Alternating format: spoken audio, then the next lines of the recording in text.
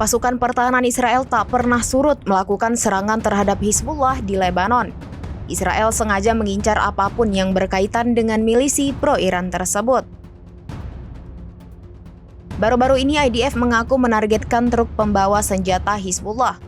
Militer Israel mengatakan pesawat tak berawaknya menghantam truk di Aita Ashab, Lebanon Selatan.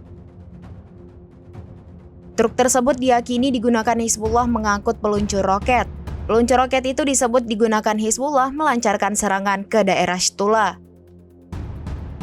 Sementara itu, IDF juga merilis video penyerangan terhadap Hizbullah. Dalam video terlihat detik-detik drone IDF meluncurkan serangan.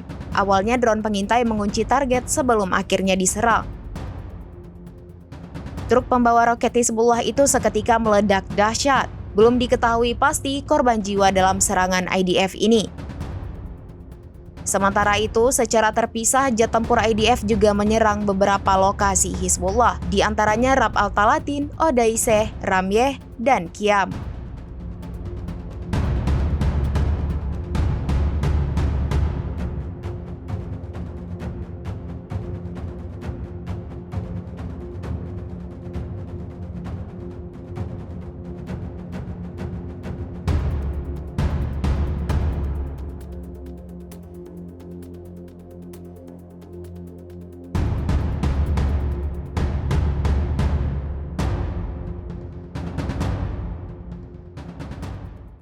Download Tribun X sekarang, menghadirkan lokal menjadi Indonesia.